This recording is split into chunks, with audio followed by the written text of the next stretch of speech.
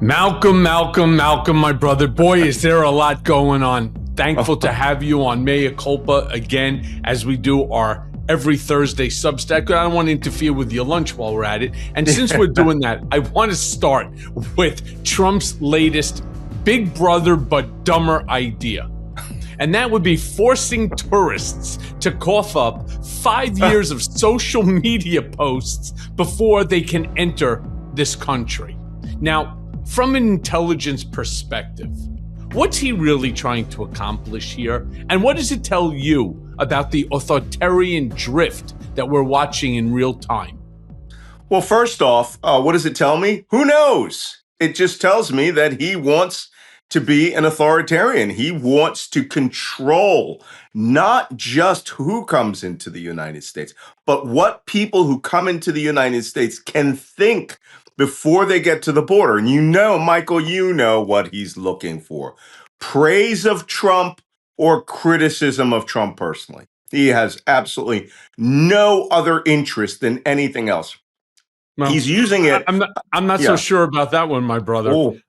So what do you think? I have a very different perspective on what it is that he's looking for. First of all, you have to remember the 30 countries that he right now has on the banned list.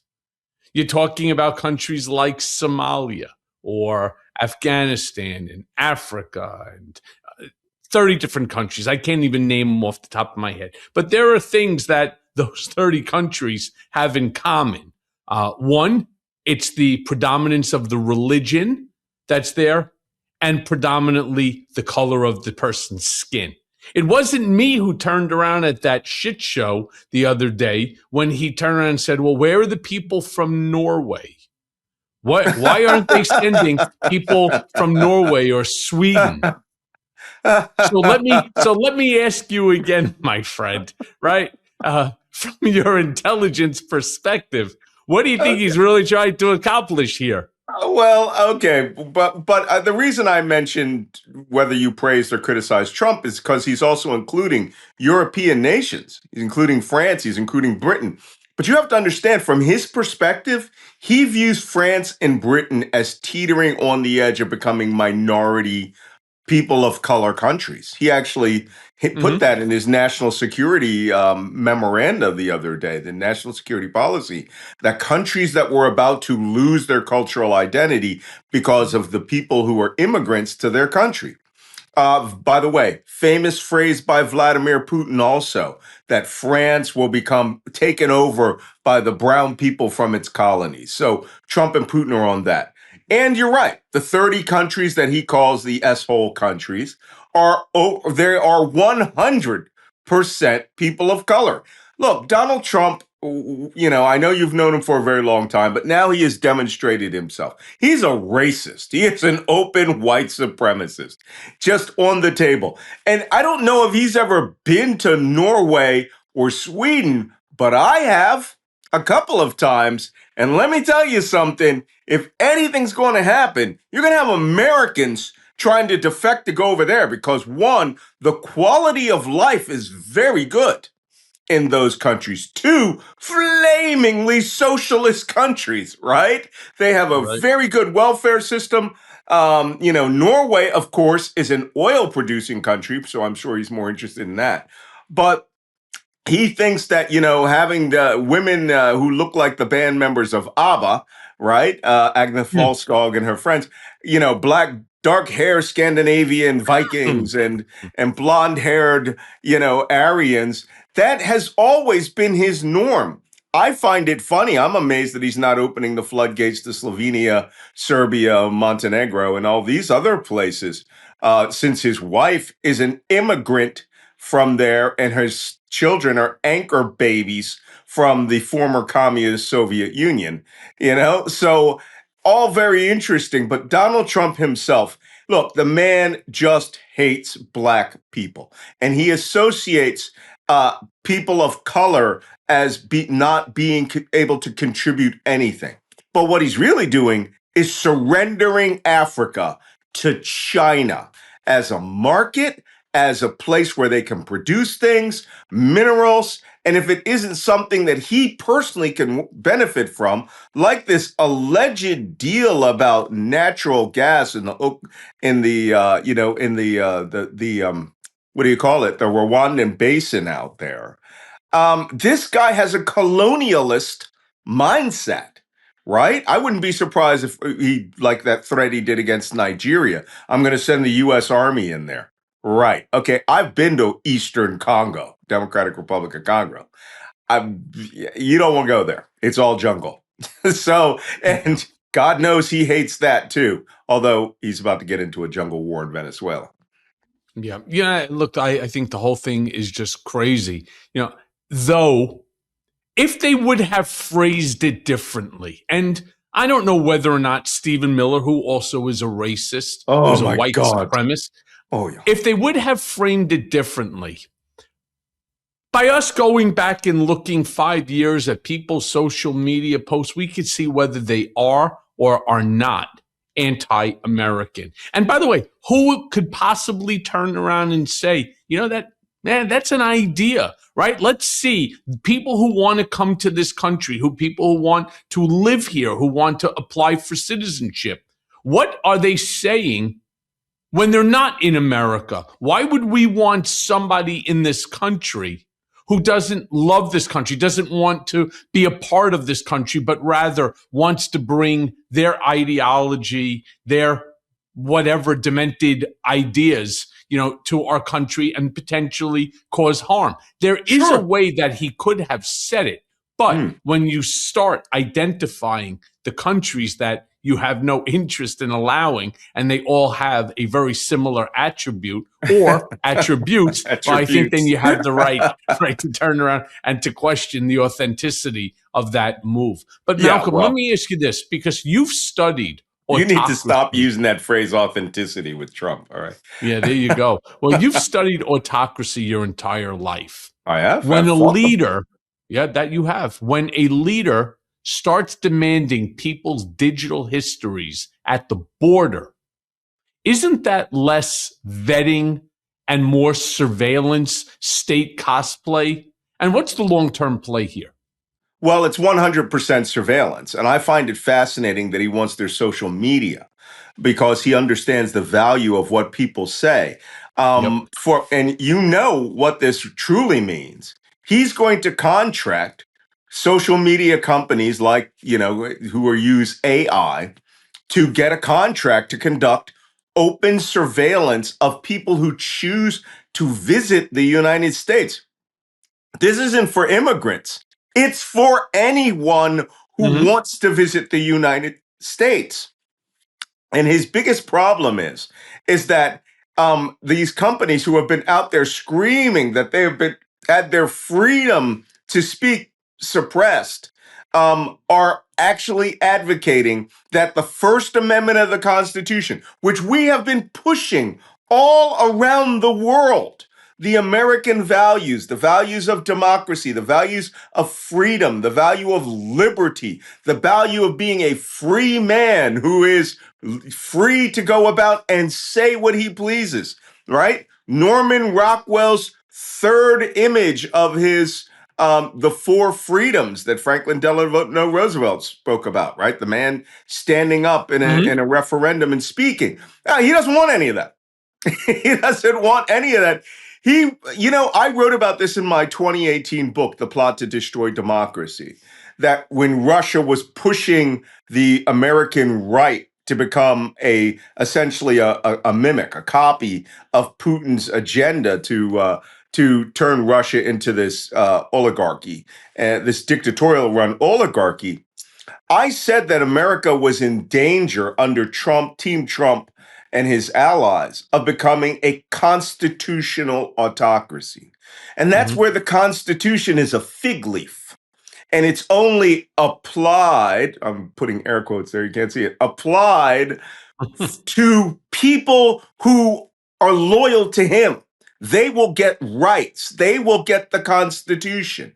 Whereas everyone else, their rights will be taken away from them through enforcement mechanisms. And I suspect that that's exactly what's happening here. He wants, if you're a patriot and you're buying Donald Trump Bitcoin, or you're buying the Donald Trump telephone or his wine or his golden tennis shoes, you're a patriot and you deserve the rights of an American citizen.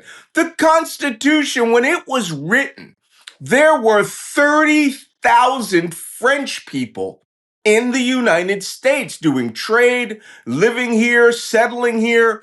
When we had finished the battle at Trenton in the winter of 1776, the miracle of the crossing of the Delaware, we invited all of those prisoners of war, I think it was like 10,000, were invited to remain and settle in the United States. The rights of the Constitution, which was written in 1783, ratified, I believe, 1789, are applied to anyone. What Trump and that Nazi Steve Miller are doing is they want to stop it at the other side of that customs gate. And they want to draw a line. But the problem is, we are now seeing that even if you cross that customs gate legally, they can now take away all of those rights from you. Case in point, we had that group of immigrants and of people about to be naturalized in Boston, and they were there to swear their oath to the United States of America and receive their citizenship documents. And then people were told, "What country are you from? Get out of line," right? One woman was Haitian. They just told her she'd been here 20 years doing the process. Get out of line. They don't even know what their status is. I would not be surprised if they are all arrested by ICE and deported, because this country now operates under the principle of white makes right. And Trump only sees this. Well, that's not true. All right, step back one. White, and if you got money, makes right. And that is more important to him than anything. If you can pay him and his family and give his son $140 million at 19 years old, he will give you a U.S. passport. Or you can take it away too in the future if you're not pleasing him. This is as close to dictatorship as we are. We're careening towards it. But Donald Trump, in carrying out these policies, has made it clear he doesn't want people from Norway. There's not a person from Norway that would remain in this country right now. They wouldn't. Amazing, right? So meanwhile, a federal judge just recently blocked the administration from deploying the California National Guard into Los Angeles. Malcolm, do me a favor, for my listeners, walk us through what it means when the President of the United States keeps trying to use the military as his personal domestic police force. I mean, how dangerous is that line that he keeps pushing? And if you can, because you're a historian at heart, talk about other figures in history that have done the same. Yeah. Usually I'm fighting them in recommending to drop 2,000-pound laser guided bombs on those other regimes that we're taking our opinions from. First off and foremost, the president does have powers. Let's concede some things. Let's stipulate some things. The president has the power to call out the National Guard and to take the National Guard from the control of a governor to be used in the state of national emergency. The argument Donald Trump used in this pantomime, because there is no state of national emergency. This is MAGA army infotainment, right? He wanted to see those tough guys on the street, those, with rifles, what he calls those hombres, bad hombres, out there taking on the Latin threat. He thought he was going to get real military activity out there in a large scale. Especially, to tell you the truth, the National Guard could be seen as legitimate until, of course, this ruling. It's when he called the Marines out, took them off rotation for a deployment over to the Middle East, took them out, and then had them standing around coking and smoking in Los Angeles to guard 2 federal buildings. That is where the president truly abused his power. He views this, he has people behind him. And it comes from the crazy QAnon world in MAGA who were saying, we want soldiers out there. We want to see tough action out there. Trump understands more than anything the mindset of the Walmart shopper, right? And he knows that a lot of these guys who are out there wearing Trump hats, driving around pickup trucks with flags and the American flag and the Trump flag at the same time are the same people who stormed the Capitol on January 6th. Right. He understands their mindset is they love the look of special forces. They love the look of guys with rifles and guns out in the streets. And they really are driving him through representatives and idiots like, again, Stephen Miller, who by all, no way can you say that this man is not a straight up fascist white supremacist who believes that force against American citizens is lawful because the president has the authority to do whatever he wants, according to the Supreme Court. So now that a judge has adjudicated this, that the actual mobilization itself, there was no state of emergency. And there never was. There was no rioting until they caused rioting by putting ICE officers in the street, an organization who, in my estimation, is no different than, a lighter version of Haiti's Tantan Makut or Saddam Hussein's Mukhabarat, right? The secret police, guys who could come to your house, snatch you up, claim, and then the mothers have sorry, I almost got nasty language. These guys had the nerve to come out and say, we don't need warrants, when the Fourth Amendment to the Constitution, which was written because British soldiers were on the streets and breaking into houses and stealing what they wanted and taking out anyone that they wanted, were coming in without warrants. We wrote this in the Constitution. Donald Trump's entire attitude towards the use of these laws, of these court rulings, is going to be simple. He's going to apply the DILIGAF acronym, right? Do I look like I give a flip? He doesn't. I really think he's lawless at this point, and he only maintains the visage of law to benefit his propaganda that he's doing it right. And then he always hits us with that ... Michael, of which you are an example of that ... right? But I have powers in which I can do things if I want to. And, that's just his way of saying, I'm about to do this, and, this is the way that there's nothing that you could goddamn do about it. Yeah. This is right out of the Stalin playbook. The same thing. They kick the door down, they pull you out. The same thing, by the way, with Putin. He doesn't like who you are. The police show up, like Navalny. They take you, they throw you, they create some sort of a fake law, lawsuit against you. They make a crime. You get indicted. You're sitting in that plastic cell in front of the cameras there so that they can basically show the entire country that could be you. It's no different here. But Malcolm, I find it fascinating, though, that his most recent go-to, he got you on charges for doing the stuff he ordered you to do, right? But his go-to now is so weird, which is mortgage fraud. Well, right? No, because mortgage fraud is extremely easy to prove. Right. Extremely easy, as is banking. Well, then they hit you with wire transfer. They hit you with all this because, look, everybody makes a mistake on the form.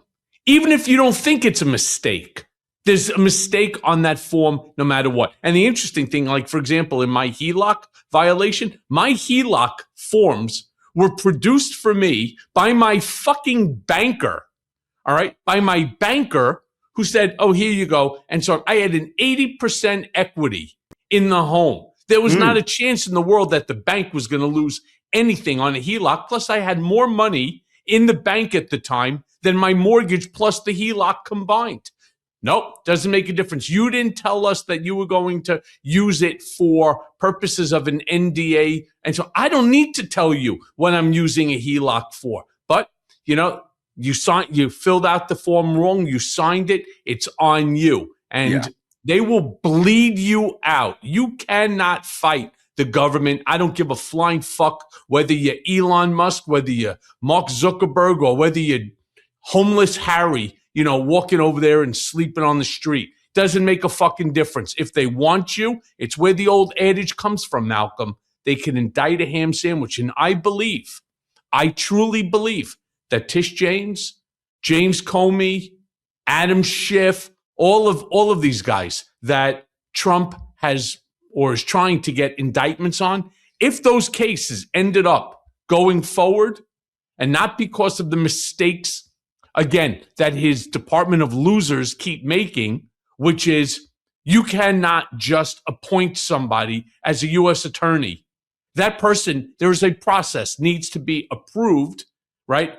Confirmed either by the Senate or by the judges, the federal judges in that state. Plain and simple. He doesn't like it. He doesn't want to play by the rules. Well, this is a rule that screwed him up in both New Jersey and Virginia.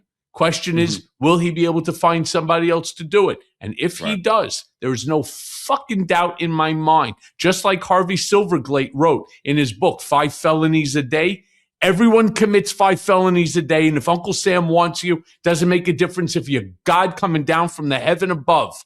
They're going to get you. It's just the way it works. But Malcolm, let me go back to what we were talking about before with this National Guard. You see a pattern here? Trump testing the limits of federal power, courts pushing back, and then him doubling down anyway. What do you think's the next move in that script? I got to tell you something. I'm rather surprised because I think that the pushback that he got on the Marines and then saw that he couldn't get the images that he wanted. I really think that most of this is really MAGA infotainment, including the boat attacks down in Venezuela. This is just for them to go, yeah, we're doing stuff. The real enforcement that he thinks he has, and I think that this is another thing that dictators often do. They think that they actually have more force, authority and force than they do. This is not yet a totalitarian country. Okay, he wants that. They're dreaming about it. Stephen Miller wakes up and talks every day as if America is Moscow, right? He really talks like that. Only on Fox News.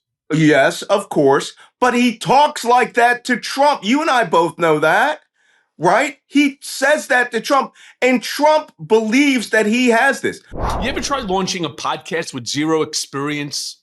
Well, let me tell you, it's like being tossed into a cage match with a grizzly bear, blindfolded, wearing clown shoes. I mean, when I started Mea Culpa, I thought to myself, come on, how hard can this be? Well, script writing, logos, production schedules, ad deals, and don't even get me started on the tech setup. I mean, I felt like I was decoding the damn Matrix. If only I had Shopify when I launched this beast. Shopify is the platform behind millions of businesses across the globe, responsible for a whopping 10%, you hear me? 10% of all e-commerce in the United States. And my friends, that's not hype. That's a fact. From big names like Mattel and Gymshark to folks just getting their hustle off the ground, Shopify's got their back. I mean, you want a gorgeous online store? Shopify's got hundreds of sleek, ready-to-go templates that make you look like a design god.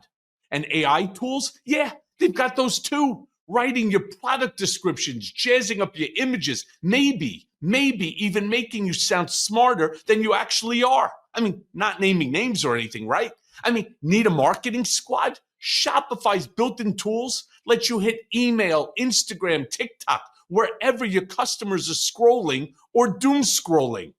And listen, Shopify handles it all. Inventory, returns, international shipping. I mean, they are the ride or die business partner that you never knew that you needed. So if you got a big idea or even a little one and you're ready to turn that dream into a reality, head over to shopify.com/Cohen. So if you want to see less carts being abandoned, it's time for you to head over to Shopify and sign up for your $1 per month trial and start selling today at shopify.com/Cohen. That's Shopify, SHOPIFY.com/Cohen. One more time, that's shopify.com/Cohen. I think Trump really believes that ICE is out there by the hundreds of thousands. This is a force that's less than 10,000. They can't seem to recruit anybody. Did you see that they were swearing in guys with badges who had felonies and sentencing pending, and they didn't even do a basic, ATAC search, for the guy's name. One guy was going to prison and they were arming him.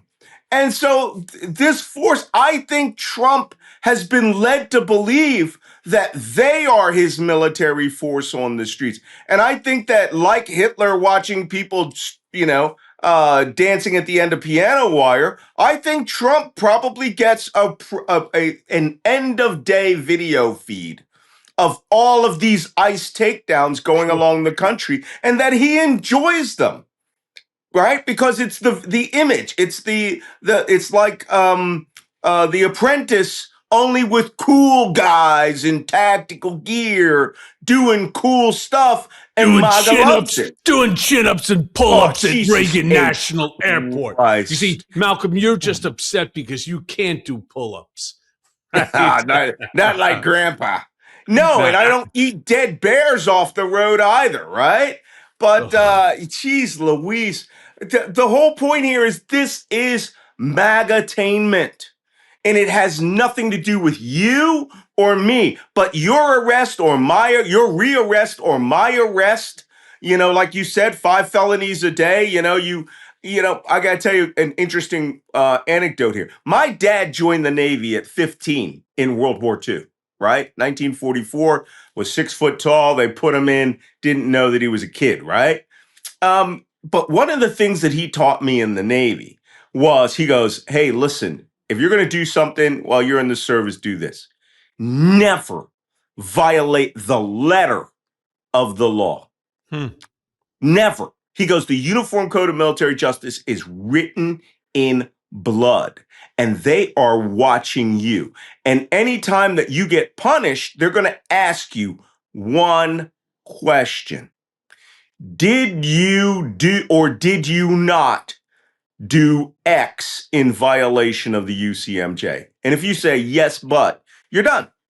There's nothing else. And I think that Trump and his DOJ, in going after their enemies, as you say, right? You sign a form, you're a senior attorney general of the United States, and you're filling out a routine form, and the date is off, or you erased it. That's literally perjury, what you're essentially saying, right? Literally. I am saying it. And all you got to do is do it. Right? Even if it was innocent. The spirit of the law, I was taught in the military, means nothing.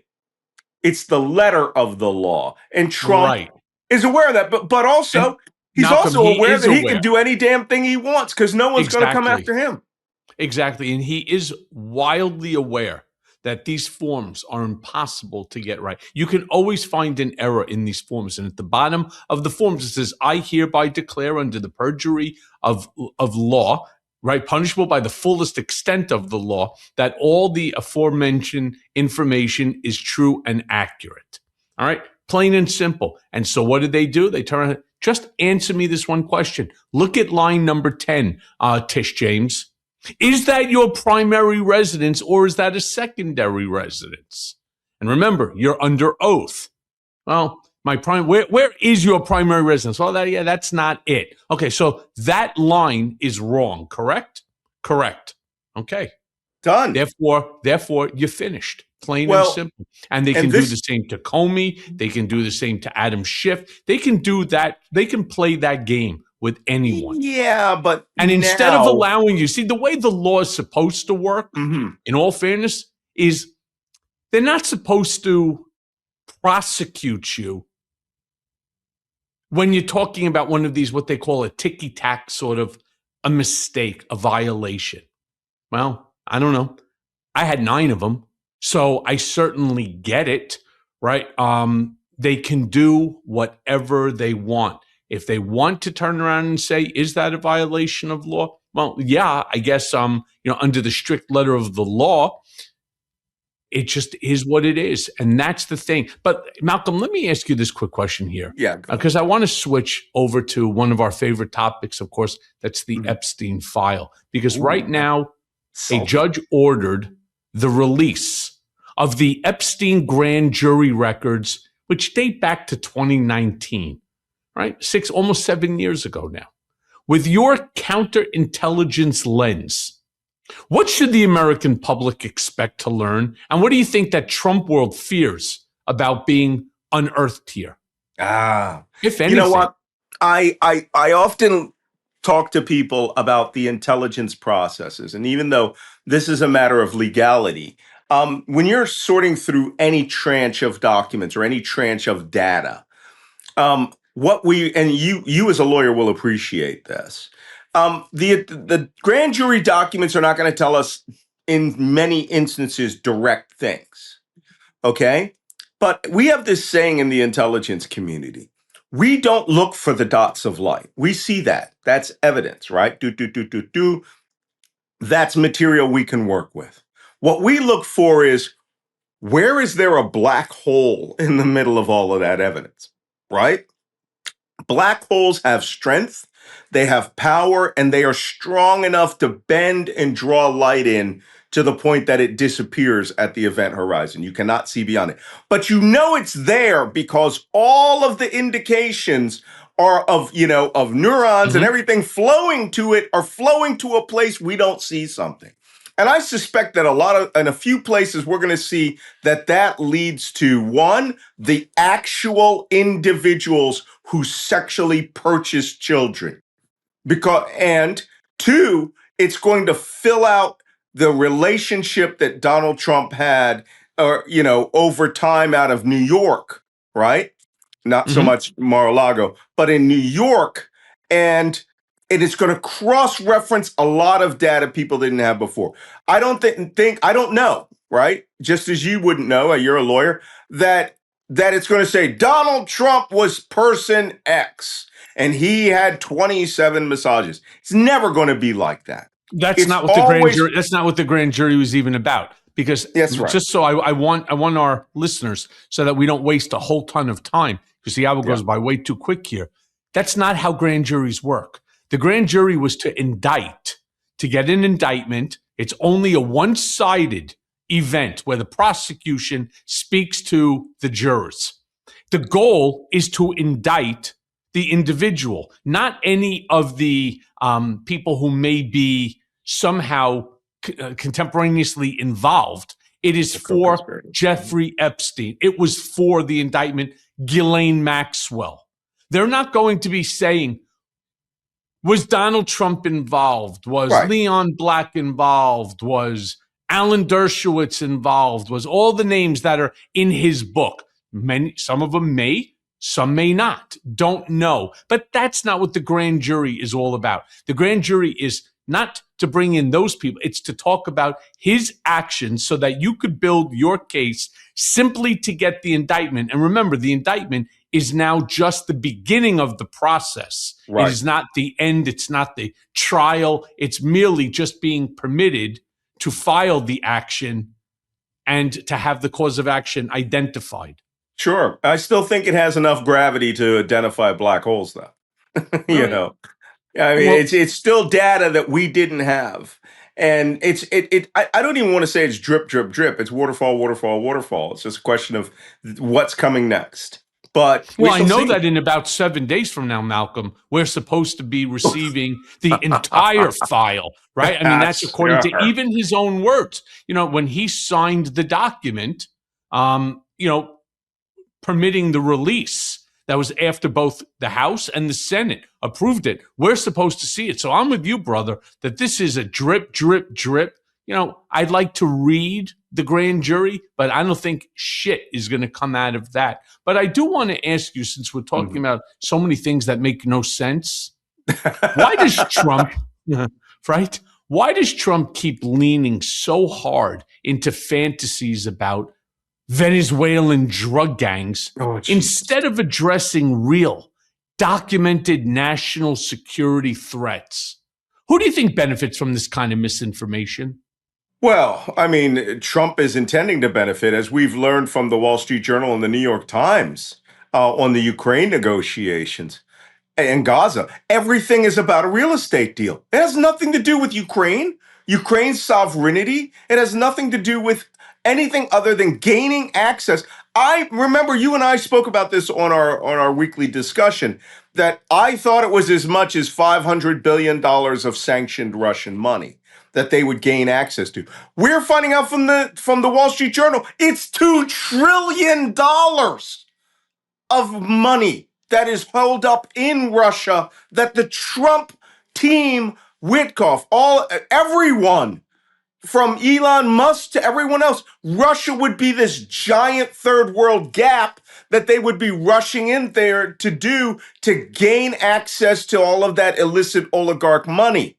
So they have to sell Ukraine down the river to gain that money. The same reason why Trump put out this new national security strategy, which is laughable. Our usual national security strategies are in the hundreds of pages, outlining in great detail in which way we're going to assist our allies and which way we're going to deploy our forces. This one was essentially what I wrote in my 2018 book, essentially what Putin's philosopher, Alexander Dugin, said a decade ago. America should have the Americas, Russia will take Europe, China will have Asia, making the world a tripolar world and cutting the tie between the United States and Europe, getting rid of everything that's happened since D-Day in 1944, forgetting it.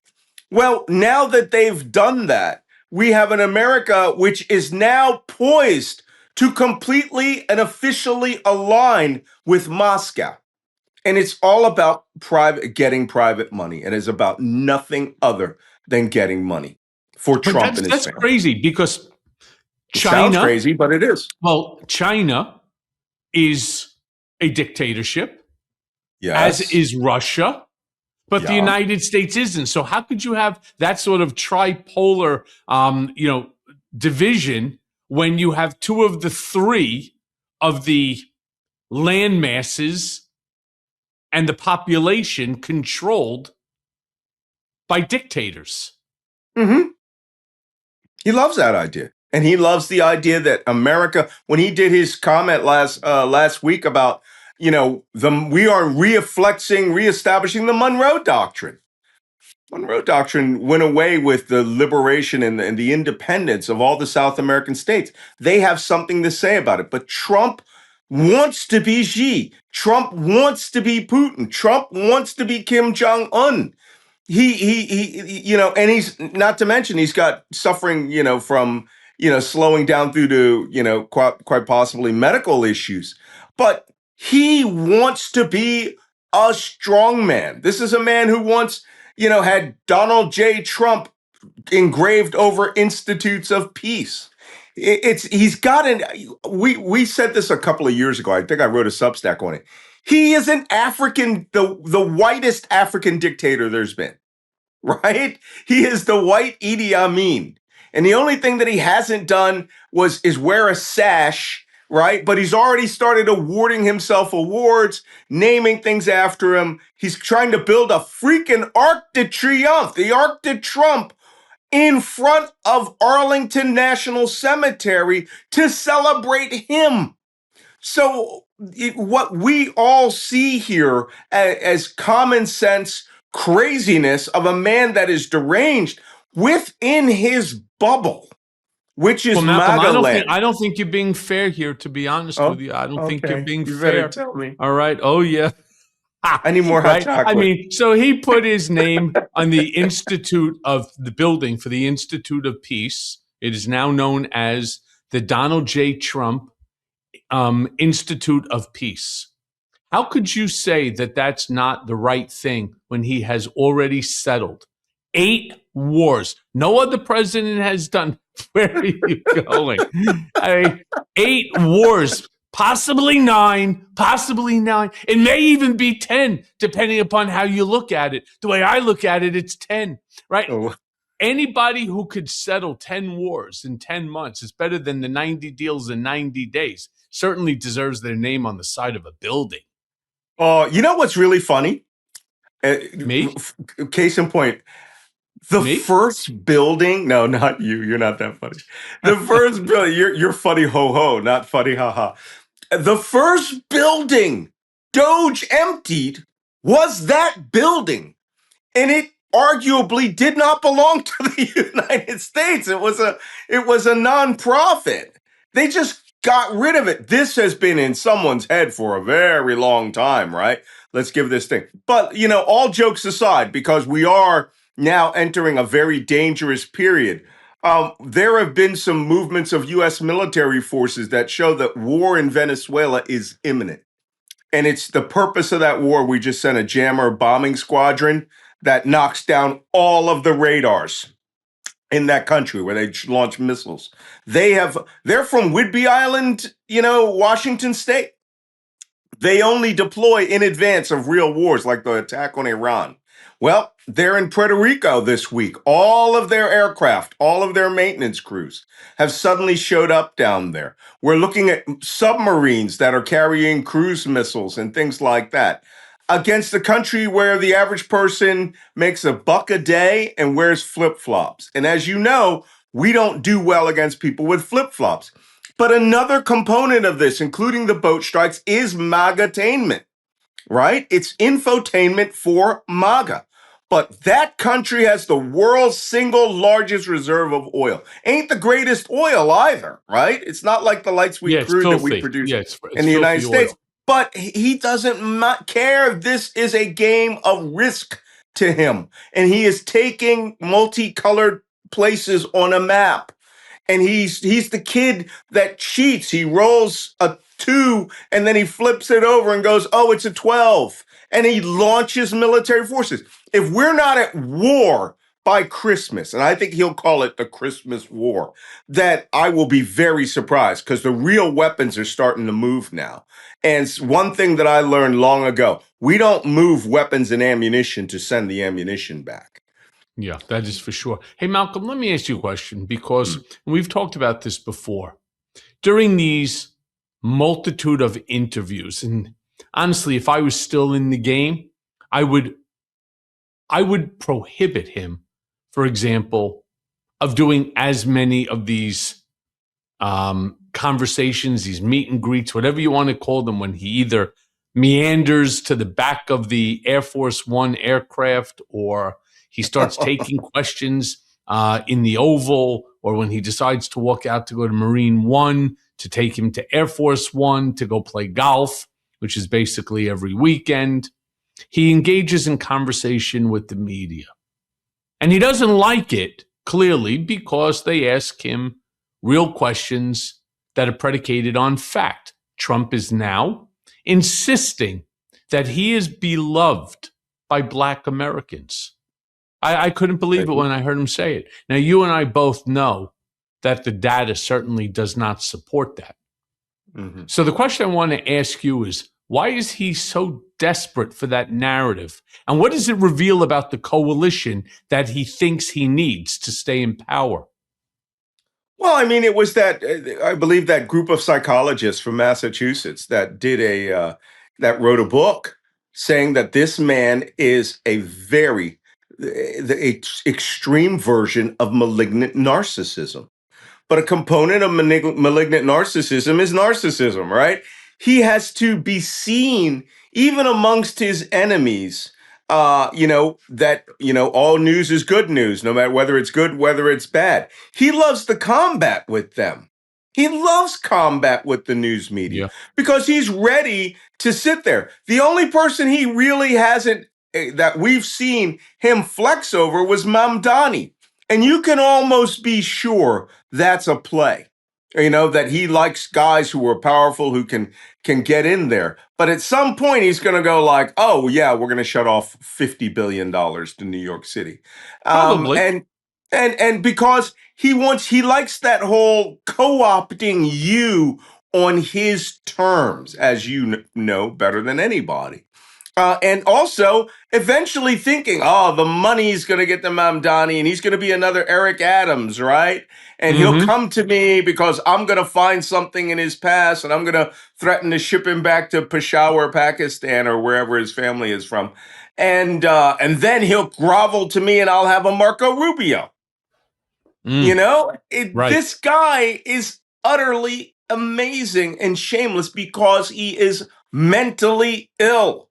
This malignant narcissism, Mary Trump herself said, his niece, who has her doctorate in psychology, when he gets to the point where something really hurts him, right? There's some, like the polls drop to 30% or something, and somebody really brings him something he cannot deny, he will lash out. He will suffer narcissistic injury. And look, I said this when he was first running. You better pray it's not a fucking atomic bomb, right? Mm-hmm. That you told me, and Lev Parnas told me he's not that, right? He lets other people do the hurting, but he doesn't have to put his finger on a trigger to do something. He can, create a policy to where, like they do in Venezuela, they're killing people. And all he's sitting there, someone has convinced him, killing good, right? Where he said, we'll just kill them. We'll just kill them. Law be damned. Look, I've been around the block with premium clothing that promises a lot and delivers stiff fabric and regret. But the guys at True Classic, they actually get it. Their mission is simple: bring premium, comfortable clothing to everyone without the designer price tag. And judging by the fact that over 25 million shirts have been sold to 5 million customers with more than 200,000 five-star reviews, well, people agree. And here's the thing: it's not just about the fabric or the fit, it's about confidence. You put on one of these shirts and suddenly you look like you tried, even if your morning consisted of coffee spills and answering emails in your pajamas. And that's why True Classic makes the perfect holiday gift. For your dad, brother, partner, heck, even the kids and women now. There's something for everyone. I've been wearing True Classic for a while, and you could actually feel the difference immediately. It's tailored where you want it, relaxed where you need it. There's no bunching, no stiff fabric, no nonsense. It's just clean, effortless style that actually works in real life.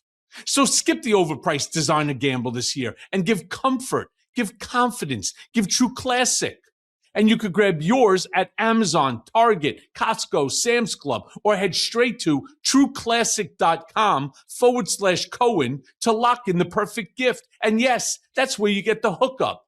Again, it's True Classic, TrueClassic.com/Cohen. So upgrade your wardrobe, save money, and finally, finally, feel good in your own clothes. And trust me, your closet's going to thank you. The Supreme Court the Supreme Court Justice John Roberts just told this man, that they had a conversation saying essentially, you are a king now. There's nothing you can't do.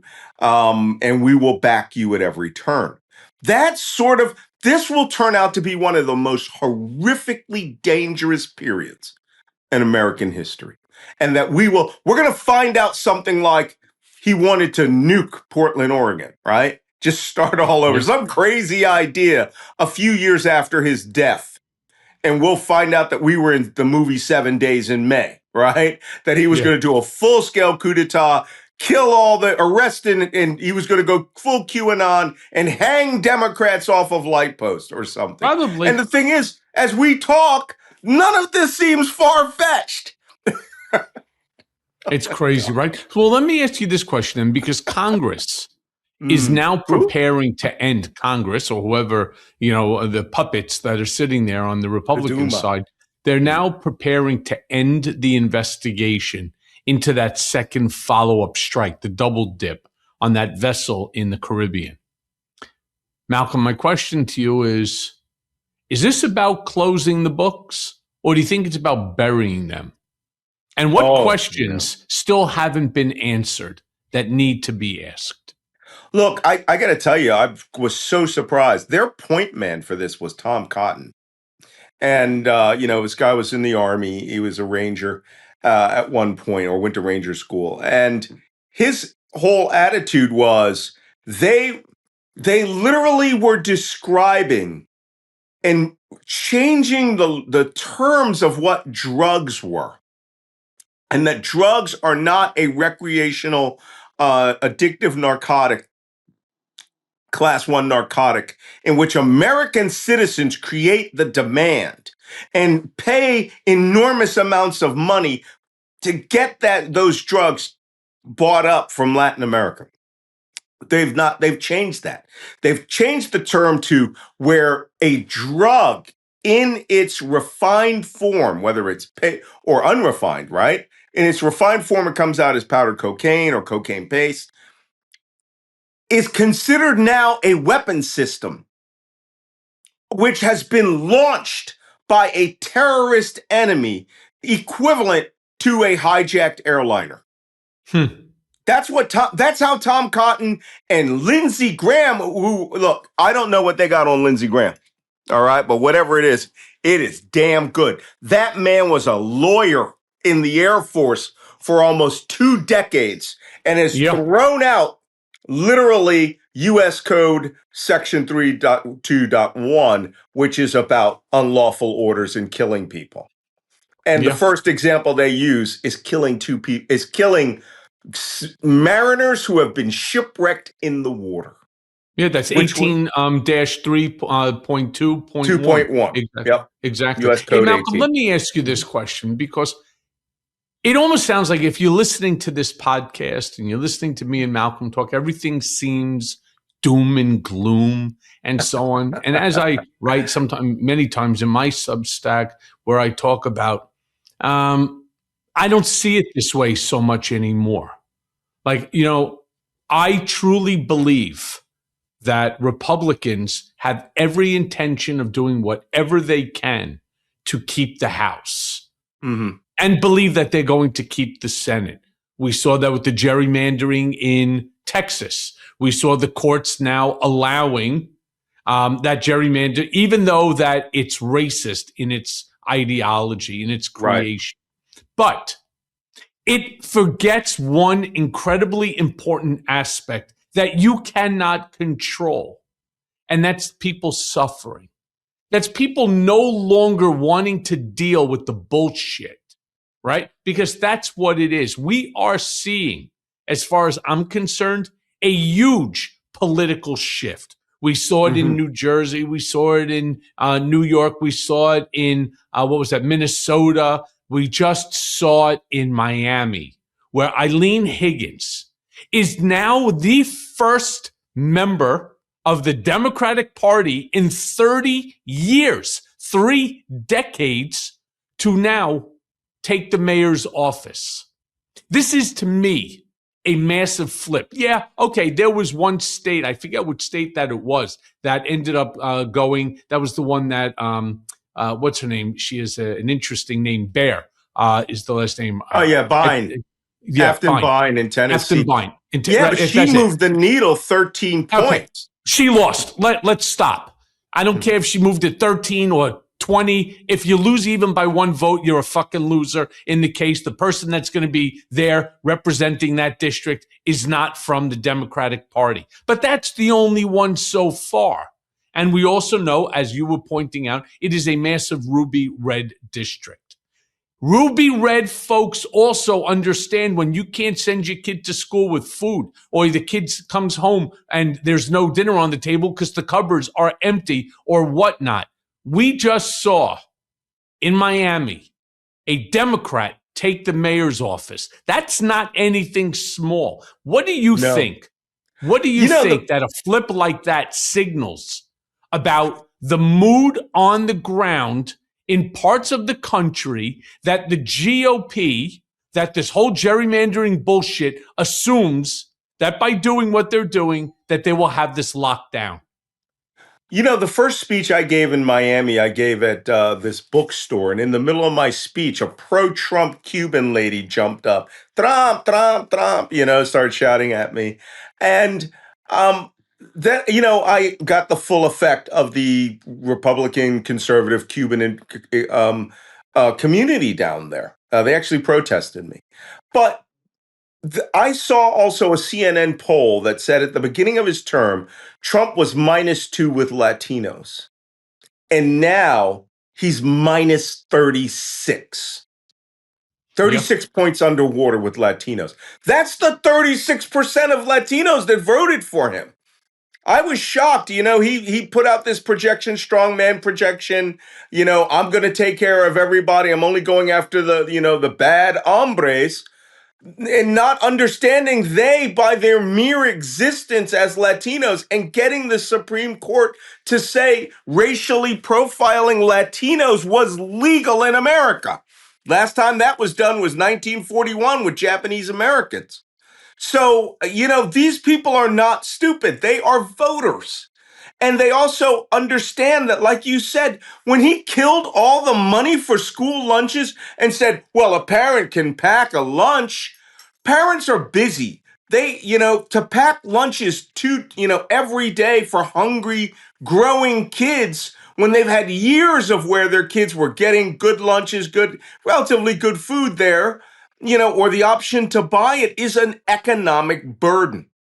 The diehard MAGAs are going to be 30%. You will never, ever, ever sway them. Now, Ever. I'm sorry. I'm not sure I agree with that, because What? when their kid comes home in pain because he has no food in his stomach and there's no food in the cupboard and their benefits, remember, as many Republicans as there are Democrats also are recipients of SNAP. And so Oh, this yeah. nonsense More. that this only affects Democrats, More. it is I'm with you more, but I like to just say even so that I don't seem biased here. All right. Mhm. It's a fact. All right. And more red states take money from government than blue states. It's just a fact. But Malcolm, the hour goes by quick. I have one final Okay. question for you here. It's an important one, because Malcolm, if you could leave my listeners with Mhm. one warning and one path forward about the Trump era that we are currently living through, what would you say that we need to understand before it's too late? Well, you were just talking a moment ago about how it's all doom and gloom when we talk, because we are professional doom and gloomers. But I'm literally have a Substack sitting in front of me right now where I've made this call on your show where I said it is time we start putting down our agenda to restore America. I call it the American reckoning, because there needs to be a reckoning where we sit down and go, all of this was bad and we need to recalibrate it and get it back. But I actually quote somebody who had it really bad at a bad time. It was the writer Thomas Paine, who wrote the famous pamphlet Common Sense. But his best known pamphlet after Common Sense was when he was a staff officer at Valley Forge and he was freezing and starving in the winter of 1776 at Valley Forge. And he wrote in his next pamphlet, The American Crisis, number one, these are the times that try men's souls. The summer soldier and the sunshine patriot will, in this crisis, shrink from the service of their country. But he that stands by it now deserves the love and thanks of man and woman. Tyranny, like hell, is not easily conquered. Yet we have in this consolation with us that the harder the conflict, the more glorious the triumph. We are going to overcome this. You can see it. And it's, when you cancel all of the coal, dust, hospitalization, and medical funds for people that voted for you because you were going to restart coal mines, they're going to be gone. Some of them will all be, yeah, I'm MAGA forever, let MAGA ride and die for life. There are more of us than there are them.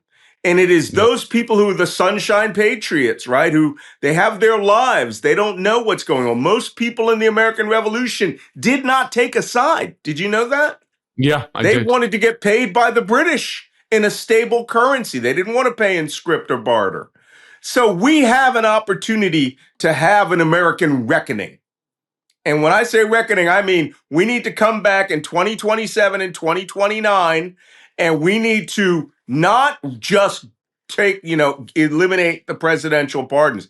Everything, all the guardrails that failed must be codified now with real punishments. If you do a merger that's antitrust, that violated 50 years of antitrust laws, we should seize them and break them up. You And then mentioned that make their like what we did fines, years ago. make their fines not $1 million, 20, 30% of their overall value, right? Yeah. We should get rid of, investigate everyone.